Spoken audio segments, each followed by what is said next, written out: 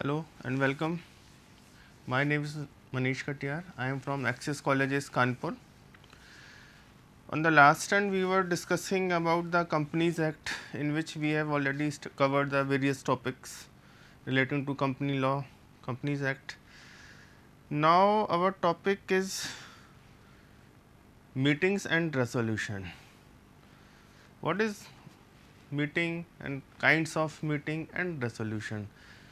In this lecture number 28, we will discuss about the meetings, its types and resolutions.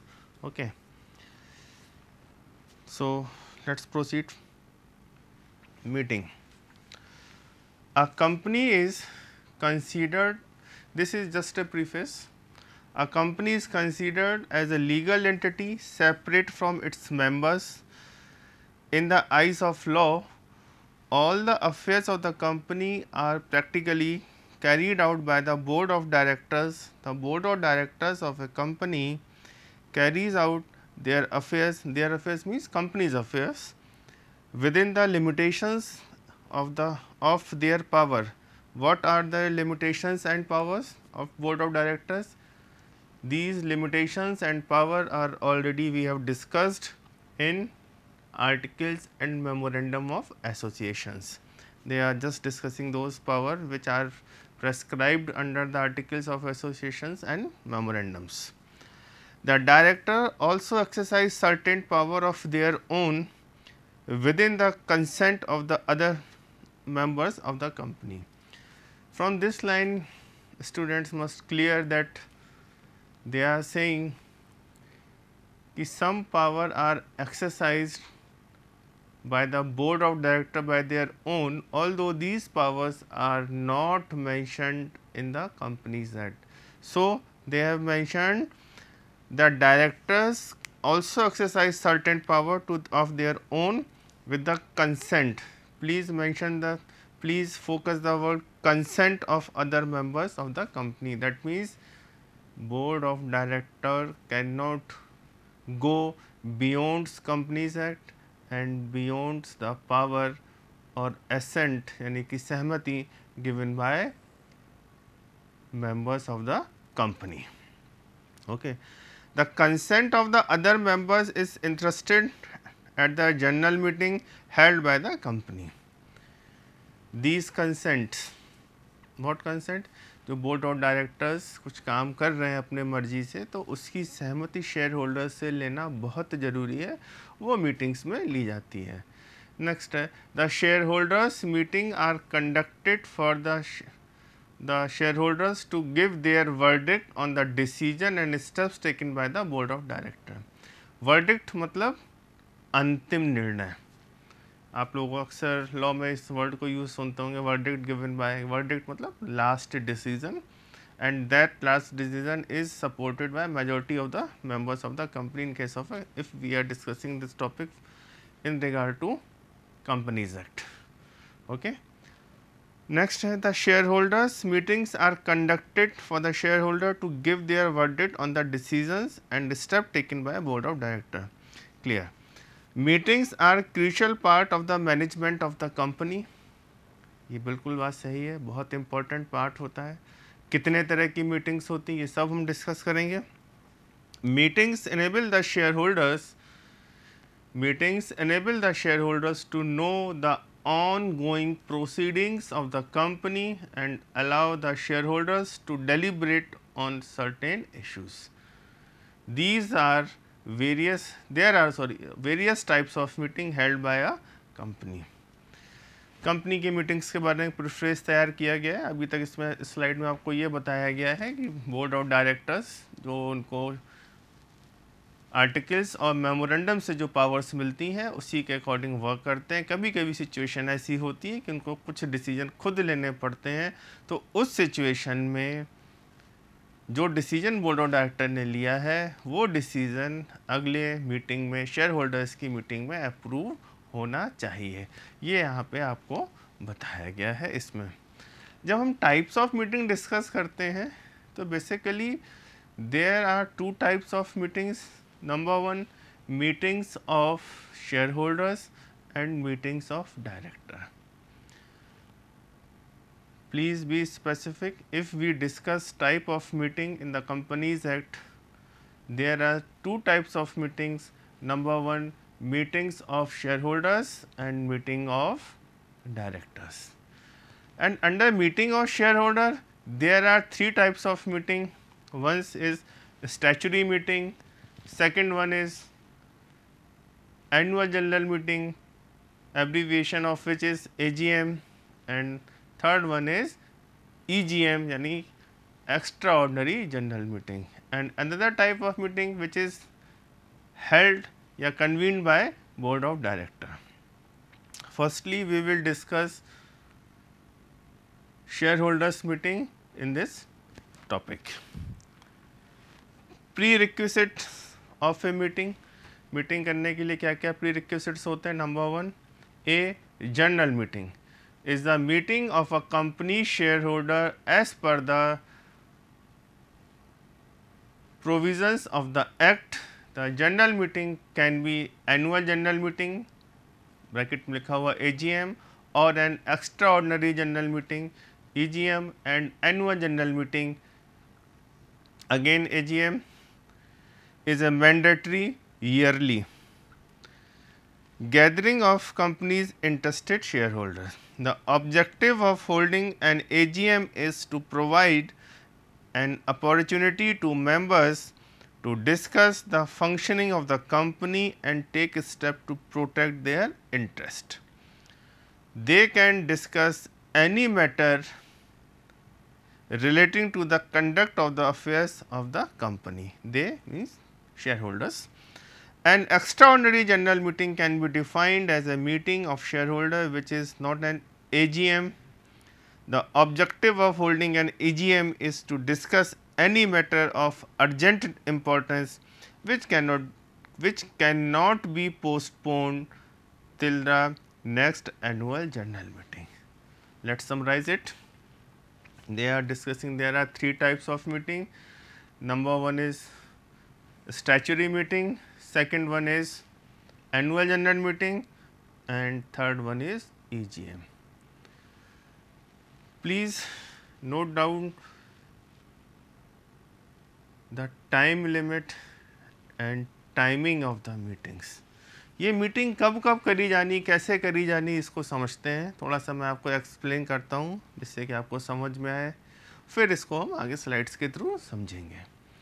Annual general meeting is conducted at the year end. जब company का financial year ख़त्म हो जाता है उसके बाद annual general meeting होती है. कब होनी है, कब तक होनी है, इसको time limit with in 6 months from the close of the financial year. एक जनरल सी बात होगी annual general meeting. Second one is statutory meeting. This meeting is to be convened by the public limited company within 1 month from the registration of the company. And EGM, extraordinary general meeting, may be called by the shareholders any time. Specifically, it is mentioned in this slide, an extraordinary general meeting can be defined as a meeting of shareholders which is not AGM. The objective of holding an EGM is to discuss any matter of urgent importance which cannot be postponed till the next annual general meeting. The statutory meeting, annual general meeting और EGM extraordinary general meeting की बात हो गई. यहाँ पे focus करेंगे हम लोग एनुअल जनरल मीटिंग के ऊपर, पहली चीज़. दूसरी चीज़, क्या मीटिंग कराने का कोई स्पेसिफिक तरीका होता है वो समझेंगे. तीसरा, नोटिसेस के बारे में समझेंगे. नॉर्मल केस में जब भी कोई मीटिंग होगी, शेयर होल्डर्स की मीटिंग होगी, तो उसके लिए 21 डेज़ का नोटिस इशू करना बहुत ज़रूरी होता है. नोटिस के साथ साथ में एक्सप्लेनेटरी स्टेटमेंट भी भेजा जाएगा. और यहाँ पे 21 क्लियर डेज़ का मतलब ये है कि जिस दिन वो invitation of meeting share holders के पास पहुँचे तो शेयर होल्डर्स के पास डिसाइड करने का, मीटिंग अटेंड करने का मिनिमम 21 डेज़ का टाइम पीरियड होना चाहिए। यहाँ पे संडे और गेस्टेड हॉलीडे को एक्सक्लूड करके इस चीज़ को समझना है। आइए, statutory meeting. A statutory meeting is held once during the lifetime of a company. जब भी कोई कंपनी बनाई जाती है, पब्लिक कंपनी की बात हो रही है, प्राइवेट की नहीं। Whenever a company is formed or registered, there is necessity to call a statutory meeting, and this statutory meeting is convened only once in a lifetime of a company. Generally, it is held just after a company is incorporated. Next, every public company limited either by shares or by guarantee must positively hold a statutory meeting as soon as the company is incorporated. ठीक, a statutory meeting should be held between a minimum period of 1 month and maximum period of 6 month. देखिए, company बन गई, registration हो गया, company existence में आ गई। जिस दिन कंपनी एग्जिस्टेंस में आई उसके पहले तो कंडीशन कह रहे हैं कि इमीडिएटली आप अपनी स्टैच्यूटरी मीटिंग कर लीजिए। नहीं करते हैं तो कंपनी के एग्जिस्टेंस में आने के बाद 1 महीना और मैक्सिमम टाइम पीरियड 6 मंथ्स के बीच में कंपनी को अपनी मीटिंग कन्वीन कर लेनी चाहिए। A meeting before a period of 1 month can not be considered as a statutory meeting of the company. ये लॉ की लैंग्वेज लिखी हुई, देखिए टिपिकल बात लिख दी यहाँ पे। A meeting before a period of 1 month cannot be considered as a statutory meeting of the company. Means ये ऊपर लिख रहे हैं कि कंपनी जैसी एग्जिस्टेंस में आ जाए मीटिंग कर लीजिए, और फिर नीचे बता रहे हैं आपको, कॉन्सेप्ट को क्लियर कर रहे हैं। A meeting before a period of 1 month can not be considered as a statutory meeting of the company. तो ये कह रहे हैं, तो आपको इस लॉ को दोनों पॉइंट्स को पढ़ के समझेंगे तो आपको ध्यान रखना चाहिए कि स्टैच्यूटरी मीटिंग कंपनी के एग्जिस्टेंस में आने के 1 महीने बाद और 6 महीने का टाइम पीरियड आपको दिया गया, उसमें कन्वीन करानी है। Next, the notice of A statutory meeting should mention that a statutory meeting is going to be held on a specific date. Notice तो देना ही पड़ेगा। शेयर होल्डर्स को कैसे पता चलेगा कि कंपनी की मीटिंग स्टैच्यूटरी मीटिंग हो रही है? तो इनविटेशन के लिए आपको एक नोटिस भेजना पड़ेगा हर शेयर होल्डर्स के पास। नोटिस कैसे भेजे जाते हैं, क्या लिखा जाएगा, ये सब कंपनी सेक्रेटरी का काम होता है, वो सब ड्राफ्ट करेंगे भेजे। लेकिन एज स्टूडेंट आपको ये मालूम होना चाहिए कि नोटिस मिनिमम 21 क्लियर डेज के तक शेयर होल्डर्स के पास पहुंच जाना चाहिए, और नोटिस हर एक शेयर होल्डर्स के पास पहुंचना चाहिए। हर एक से यहाँ पे मेरा मतलब है, अगर कोई शेयर होल्डर सिर्फ कंपनी में सिंगल शेयर भी होल्ड करता है तो notice must be served upon him, उसको नोटिस जरूर भेजना चाहिए। नेक्स्ट है, only public limited companies are bound to hold statutory meeting within the specified period of time.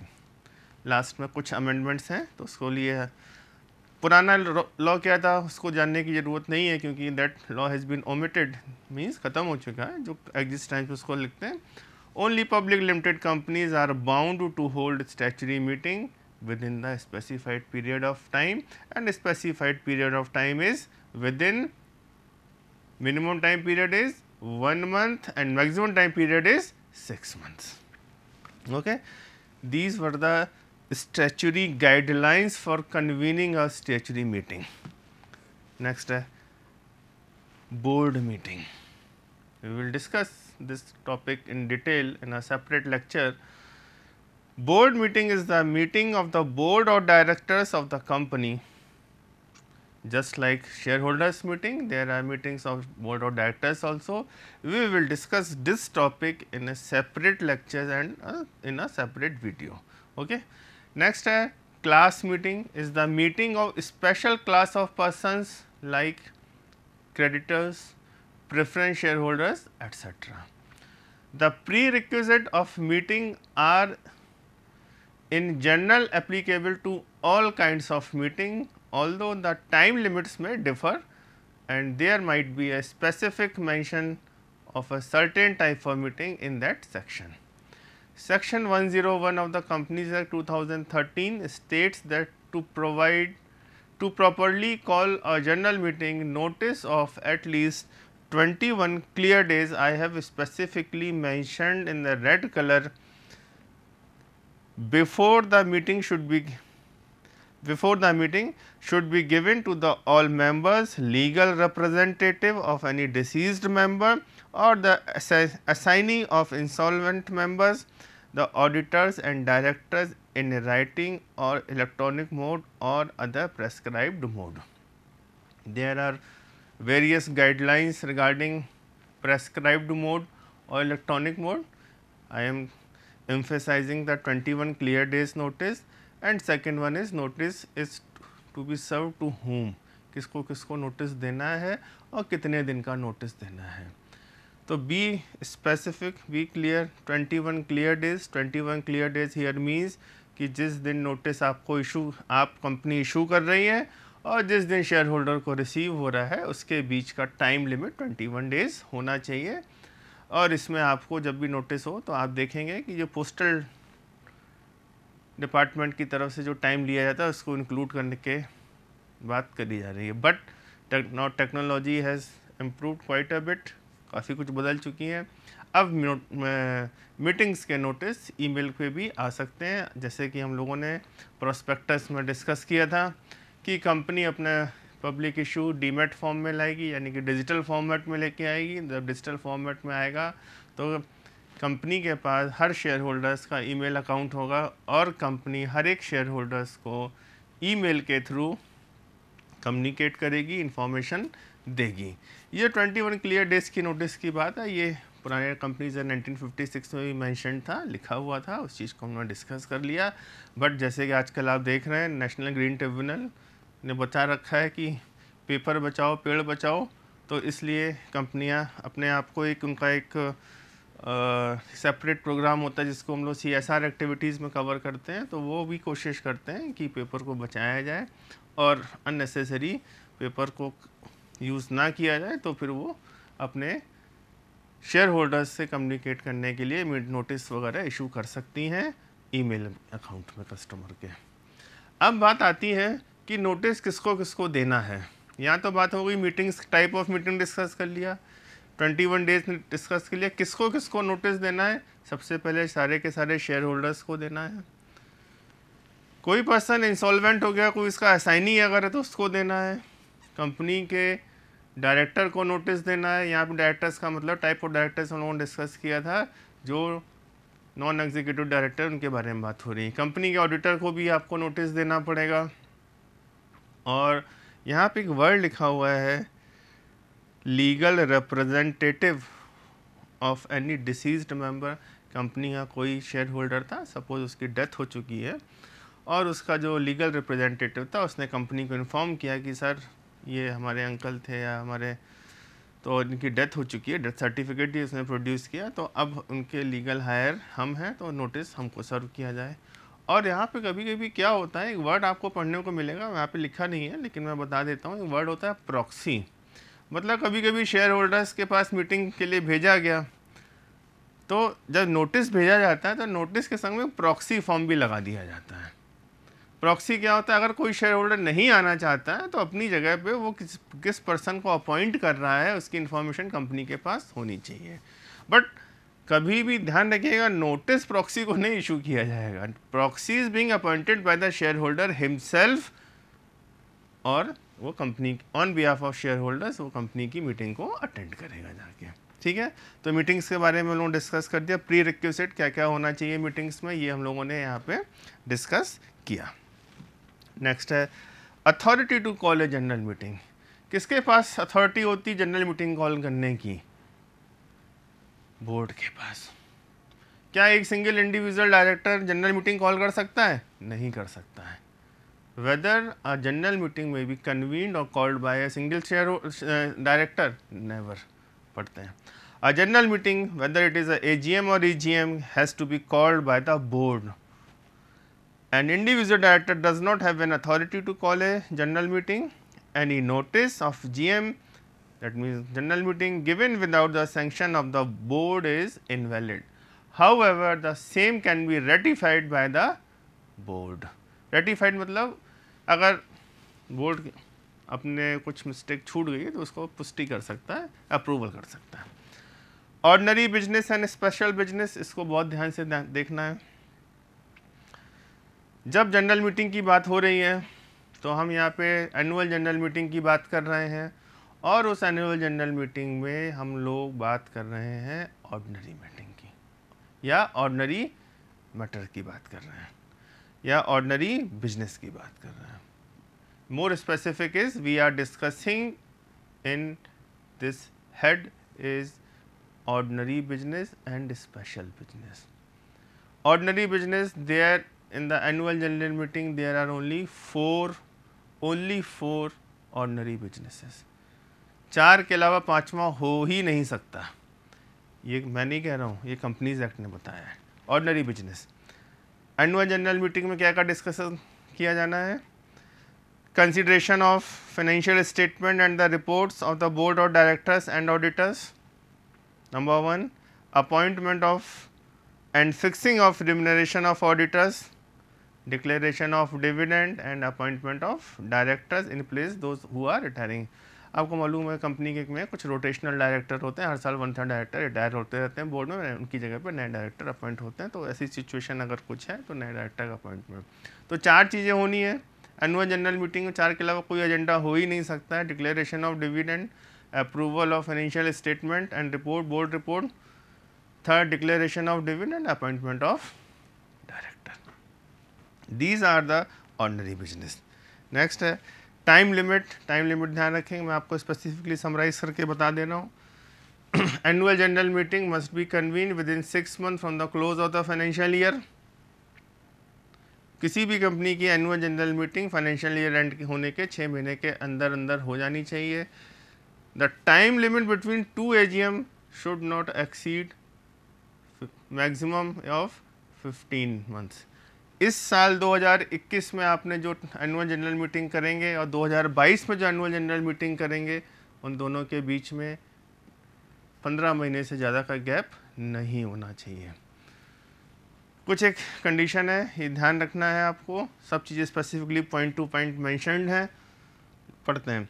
All companies that are registered under the Companies Act, I am talking about those companies who are registered in India, the company which are Indian companies.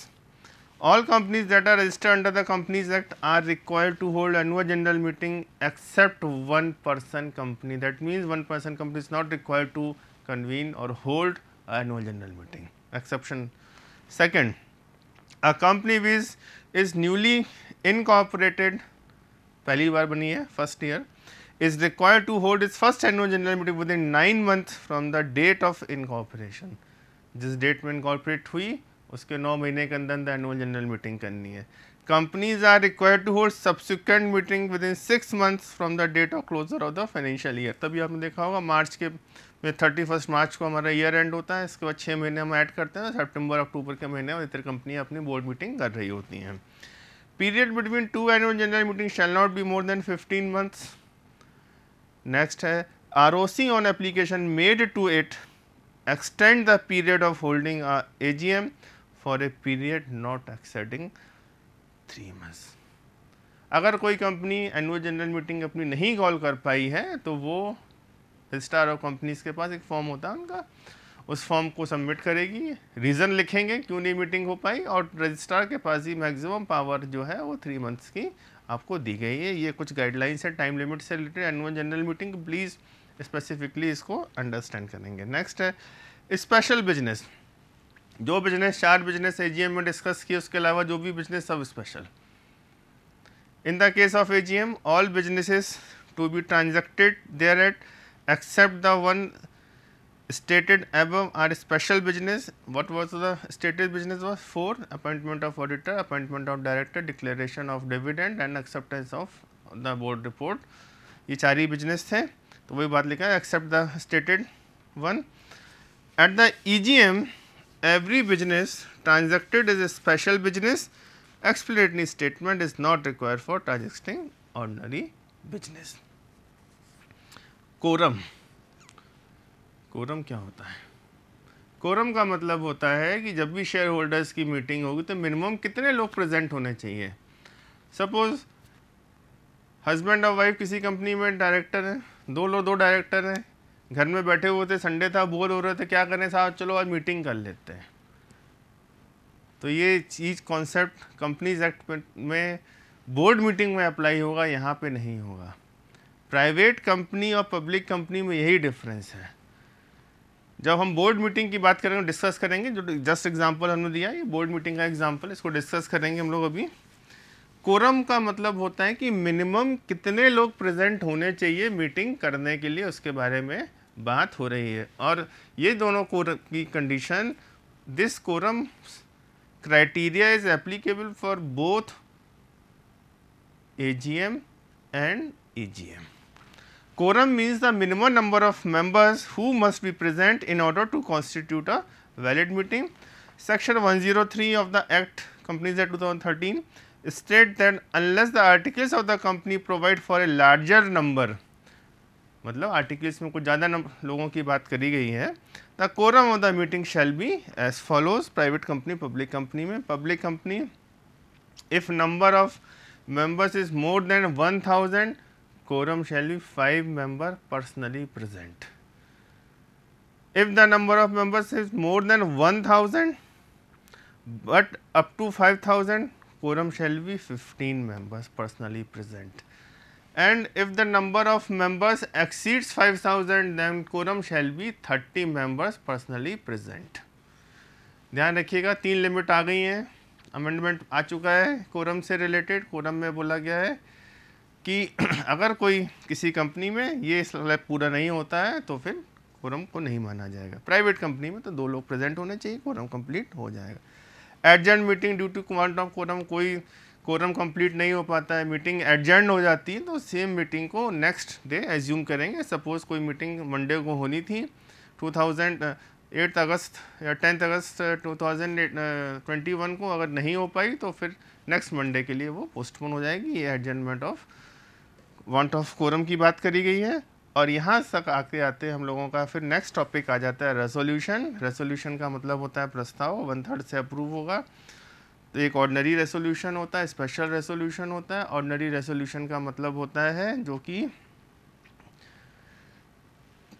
जितने favour में vote पड़े, जितने against में पड़े. अगर favour में ज़्यादा हो गए तो मान लेंगे कि यहाँ साहब ऑर्डिनरी रेसोल्यूशन पास हो गया. और स्पेशल रेसोल्यूशन की मेजॉरिटी 1/3 से पास होना चाहिए. एंड यूनानिमस रेसोल्यूशन का मतलब सभी लोग अपनी कंसेंट दें. और ये यूनानिमस मतलब सामूहिक सहमति जो है बोर्ड ऑफ मीटिंग डायरेक्टर्स में अप्लाई होती है. रेसोल्यूशन का मतलब होता है प्रस्ताव. ये आपको यहाँ पर दिया गया है. नेक्स्ट है रेसोल्यूशन शैल बी ऑर्डिनरी और स्पेशल, मैंने आपको बता ही दिया. और यहाँ पे आके आपके इस रेसोल्यूशन से रिलेटेड जो पॉइंट है ये कंप्लीट हो जाता है. Okay, thank you.